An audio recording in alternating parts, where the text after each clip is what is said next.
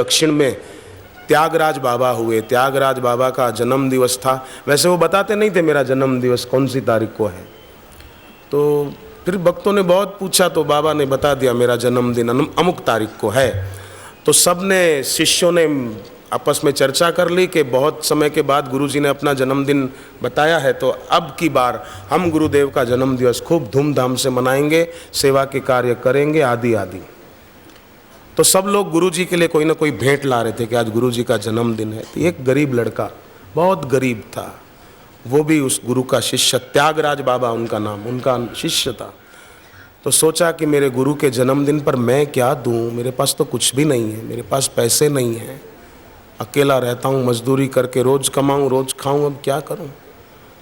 तो जहाँ उत्सव मनाया जाने वाला था जिस मैदान में, वो अंदर जाने लगा तो सिक्योरिटी वाले ने रोक दिया, है अंदर नहीं जाएगा, चल बाहर रह।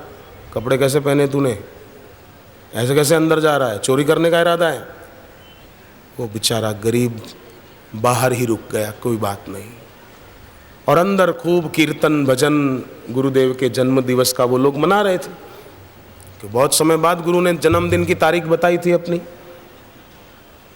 ये बाहर बैठा बैठा कि आज मेरे गुरु जी का जन्मदिन और मैं यहाँ आकर भी गुरु के दर्शन तक नहीं कर पाया, मेरे पास तो गुरु को देने के लिए कुछ भेंट भी नहीं है।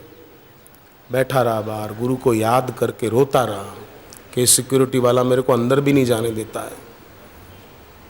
मैं कोई चोरी करने थोड़ी आया हूँ, मैं तो दर्शन करने ही आया हूँ बस।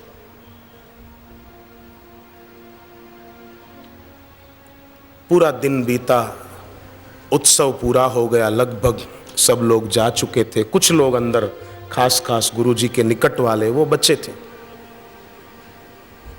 तो गुरुजी ने कहा भाई कोई रह तो नहीं गया, मुझे ऐसा लगता है कोई बाहर है। तो सिक्योरिटी वाले ने कहा हाँ गुरुजी, एक गरीब लड़का है, फटे कपड़े पहने, और वो बार बार कहता है कि मैं गुरुजी को कुछ देना चाहता हूँ, है तो उसके पास कुछ भी नहीं, और बार बार बोलता है मैं कुछ देना चाहता हूँ। तो हमको ऐसा लगा कि शायद चोरी करने के इरादे से आया होगा, फटे कपड़े है, कुछ भी नहीं उसके पास। गुरु ने कहा कि फटे कपड़े हैं और कुछ देना चाहता है, उसको बुलाओ। पहले क्यों नहीं बताया? उस सेवादारी को कहा पहले बताते। सेवादारी ने जाकर कहा जो सिक्योरिटी में था, वही गुरुजी बुला रहे हैं तुमको। तब तो खुशी से झूम उठा कि चलो आज गुरुजी के जन्मदिन पर मुझे उनके दर्शन हो जाएंगे। अंदर गया, पहले तो दंडवत प्रणाम किया गुरुजी को और कहा कि हमें ज्ञान और भक्ति का दान देने वाले, भगवान के नाम की दीक्षा का दान देने वाले दाता, आज आपका जन्मदिन है। आपने हमारे अंदर भक्ति को जन्म दिया, आपने हमारे अंदर सदाचार को जन्म दिया, आपने हमारे अंदर सद्गुणों को जन्म दिया, आपने हमारे मन में पवित्रता को जन्म दिया। हे दाता, आज आपका जन्मदिन है और मैं आपको आज कुछ देना चाहता हूँ। तो गुरु ने कहा नहीं बेटे, कुछ नहीं चाहिए हमारे पास, तू आ गया बस, तुझे दर्शन हो गए, तू खुश है ना? बोले हाँ गुरुजी मैं बहुत खुश हूँ। तो फिर बेटे तेरी आंख में आंसू क्यों हैं? उसने कहा गुरुजी ये खुशी के आंसू हैं, आज मेरे गुरुजी का जन्मदिन है, आज आपका अवतरण हुआ था, मैं आपको कुछ देना चाहता हूँ। गुरु ने कहा बेटे दिखाई तो कुछ देता नहीं, तू क्या देना चाहता है? तब उसकी आंख में आंसू और ज्यादा आ गए। उसने कहा गुरुजी बाहर से तो मेरे पास देने के लिए कुछ भी नहीं है, फिर भी मैं आज आपको कुछ देना चाहता हूं। क्या? वो बोला कि गुरुजी आज मैं आपको अपनी उम्र देना चाहता हूं, मेरे पास और कुछ नहीं है देने के लिए, आप खूब जियो, आपके द्वारा इतने लोगों का कल्याण हो रहा है, आप खूब जियो गुरुदेव, खूब लंबी आयु हो, मेरी उम्र आज मैं आपको देना चाहता हूं। तो और जो शिष्य थे ना कहलाने वाले, खास खास, कई लोग गुरु के निकट होते हुए भी गुरु से बहुत दूर होते, और कई लोग गुरु से दूर होते हुए भी गुरु के बहुत करीब होते। जरूरी नहीं है जो बाहर से गुरु के नजदीक हो वो गुरु के नजदीक है, कई बार दूर रहने वाला भी बहुत नजदीक हो जाता है प्रेम के कारण। भले वो विदेश में रहता हो, पर भक्ति के कारण वो नजदीक है। तो उसकी ये बात सुनकर जो नजदीक कहलाने वाले शिष्य थे वो हंस पड़े। गुरु ने उनकी ये अभद्रता देखी, गुरु ने डांटा कि ये क्या बदतमीजी है। वो गरीब लड़का वो बोल रहा है कि मैं गुरु को अपनी उम्र देना चाहता हूं और तुम हंस रहे हो। तुम्हारे में इतना विवेक नहीं, किसी की मजाक नहीं उड़ानी चाहिए, यह अभद्रता है। तब सब चुप हो गए। गुरु ने कहा नहीं बेटे, मुझे तेरी उम्र नहीं चाहिए। बोले नहीं गुरुजी, मैं आज तो सुबह से बाहर बैठा था और बैठा बैठा मैं यही जप करता रहा कि मेरी उम्र मेरे गुरुजी को अर्पण, बस मुझे मेरी उम्र नहीं, आपके पास देने के लिए, आपको देने के लिए मेरे पास कुछ नहीं है। आपने मुझे सब कुछ दिया है दाता, मेरी उम्र आपको मैं दे रहा हूं। ऐसा करके वो गुरुजी के चरणों में गिर पड़ा, दंडवत प्रणाम किया और सबके आश्चर्य का ठिकाना न रहा। वो लड़का दुनिया से विदा ले गया। गुरु के चरणों में उसने आखिरी श्वास ली, मेरी उम्र मेरे गुरु को अर्पण। घटित घटना है दक्षिण भारत में, त्यागराज बाबा हुए। कैसा उसका प्रेम रहा होगा कि नहीं मेरे गुरुजी को मैं कुछ देना चाहता हूं। भजन के सभी अंग उसके जीवन में रहा। कमाई करके गया, बाहर से गरीब था, कपड़े फटे हुए पहने थे, पर दिल का कितना अमीर था ये आदमी। बड़े बड़े करोड़पति भी कंगाल होकर मरते हैं और ये गुरु का बाहर से दिखने वाला गरीब चेला सम्राट होकर के मरा था, शहंशाह होकर के मरा था। अपना सब कुछ गुरु को देकर, गुरु का सब कुछ पाकर के दुनिया से गया था। उसने अपना सब गुरु को दिया, तो क्या गुरु ने अपने पास कुछ बाकी रखा होगा? क्या गुरु इतने संकीर्ण है कि वो अपना सब गुरु को दे रहा है और गुरु उसको कुछ भी न दे? इसने अपनी उम्र दी, अपनी जिंदगी के कुछ साल दिए और गुरु ने अपनी जिंदगी की कमाई उसको दे दी कि बेटे तू भी लेता जा। स्वामी विवेकानंद बोलते थे कि 84 लाख योनियों में जीव को जन्म लेना पड़ता है। 84 लाख योनियों में जो जो माताएं मिली, उन सब मां का तो प्यार होता है ना, बच्चों के लिए ममता होती है। उन 84 लाख माताओं का दिल एक करो, तब एक सदगुरु का दिल बनता है। इतनी करुणा और इतनी ममता 84 लाख माताओं की एक कर दो। एक माँ की कितनी होती है सब माताएं जानती, जिन्होंने संतान को जन्म दिया है वो सब बहनें जानती हैं कि माँ का बच्चे के लिए कितना प्यार होता है, कितनी ममता होती है। तो 84 लाख जन्मों की माताओं को विवेकानंद कहते थे एक करो, तब एक गुरु का दिल बनता है। उनके दिल में ऐसी ममता होती है। वैसे तो ममता शोषक है, पर गुरु की शिष्य के लिए जो ममता है वो पोषक है।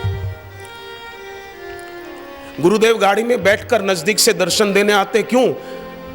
आप सब साधकों में गुरु जी की ममता है, बापू को आप अपने लगते हैं, इसलिए बापू गाड़ी में बैठकर आते। नहीं तो गुरु जी को क्या लेना है हमसे? गुरु की ममता है कि ये मेरे शिष्य हैं, बहुत देर से बैठे हैं, तपस्या कर रहे हैं और दूर दूर तक बैठे, चलो नजदीक से इनको मिल के आए। बाप जैसे बेटे को मिलने आ जाए, बाप जैसे बेटी को मिलने आ जाए, ऐसे गुरुदेव निकट से मिलने के लिए आ जाते हैं। और निकट से आते तो उनके नेत्रों से क्या बरसता है? उनके नेत्रों से कोई क्रोध बरसता है? कभी क्रोध करते हुए दिखते हैं भी हैं तो भी उनके नेत्रों से करुणा ही बरसती है, ममता बरसती है। जैसे श्री कृष्ण ममता से कहते हैं, एक तरफ तो गीता में कहते हैं ममता को छोड़ो, निर्ममो निरहंकार, ममता छोड़ने की बात कहते हैं, और एक तरफ फिर ममता बढ़ाने की बात कहते हैं, मन मना भव मद भक्तो मद्याजी माम नमस्कुरु, तू मेरा भक्त बन, मेरे को नमस्कार कर, तू मेरा मित्र है, तू मेरा भक्त है। ये क्या है? ये ममता नहीं है, तू मेरा मित्र है, तू मेरा भक्त है, तू मेरे को प्रणाम कर, तू मेरी भक्ति कर, माम नमस्कुरु। ये ममता नहीं है, पर ये ममता तारने वाली है। गुरु की शिष्य में ममता तारने वाली है, शिष्य की गुरु में ममता ये तारने वाली है। भगवान की भक्त में ममता और भक्त की भगवान में ममता ये तारने वाली है।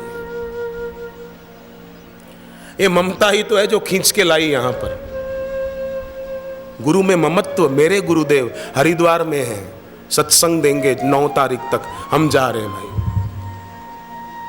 नहीं तो पूर्णिमा तो कल पूरी हो गई वैशाख मास की, चले जाते कि चलो पूनम का कार्यक्रम पूरा हो गया, पर नहीं, हमारे बापू यहाँ पर है, 9 तारीख तक सत्संग देंगे तो हम भी रुकेंगे, हम भी इस तीर्थ धाम में गुरु का पूरा लाभ उठाएंगे। और आपकी तो कितनी, मैं तो आपको खुश करने के लिए नहीं कहता हूँ, पर दिल से कहता हूँ। मैं तो बापूजी आते हैं तो थोड़ा नीचे बैठ जाता हूँ अलग से, कभी थोड़ा लेट भी जाता हूँ, पर आप लोग तो सुबह से बैठे रहते हैं, मेरे आने से पहले आकर अपनी जगह रोक लेते हैं और आखिरी तक बापूजी आए, सत्संग पूरा करें, गाड़ी में बैठकर दर्शन दें, आखिरी तक आप बैठे रहते हैं। ये आपकी कितनी कमाई हो रही है आप सोचो। बाहर से भले न दिखे, पर बहुत ऊंची कमाई के धनी होते हैं। और बहुत, इस विषय में तो आपकी तपस्या मेरे से भी ज़्यादा है। मैं तो आपको 2 हाथ जोड़ के प्रणाम करता हूं कि इस तपस्या में मैं आपसे पीछे हूं और आप मेरे से आगे हैं।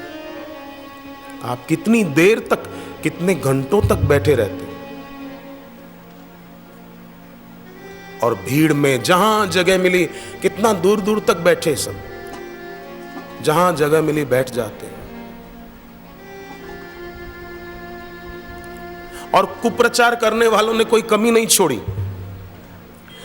भगवान भी खुश होते होंगे और पूर्व के जितने गुरु भक्त हुए सच्चे, वो भी खुश होते होंगे कि ये बापू के साधक कितने प्यारे हैं कि इन्होंने हमारा रास्ता पकड़ा है। उनका आशीर्वाद भी हम पे बरस रहा होगा, जो पूर्व के सच्चे संत और भक्त हुए हैं, चाहे फिर मीरा हो, शबरी हो, एकनाथ जी हो, ज्ञानेश्वर जी हो, समर्थ रामदास हो, गुरु नानक देव या उनके शिष्य बाला मर्दाना हो, कबीर जी हो या कबीर जी के सलूका मलूका हो, रामकृष्ण देव या उनके प्यारे शिष्य विवेकानंद और अद्भुत स्वामी अद्भुतानंद हो। एक शिष्य थे रामकृष्ण परमहंस के, उनका नाम तो वैसे था लाटू, प्यार से लाटू महाराज बोलते थे, पर उनकी गुरु भक्ति गजब की थी, इसलिए स्वामी विवेकानंद ने उनका नाम स्वामी अद्भुतानंद रखा था कि तेरी गुरु भक्ति अद्भुत है भाई, तुम्हारा नाम लाटू महाराज नहीं, स्वामी अद्भुतानंद। उनका नाम स्वामी विवेकानंद बोलते थे, अद्भुत स्वामी अद्भुतानंद, क्योंकि गुरु में भक्ति खूब थी।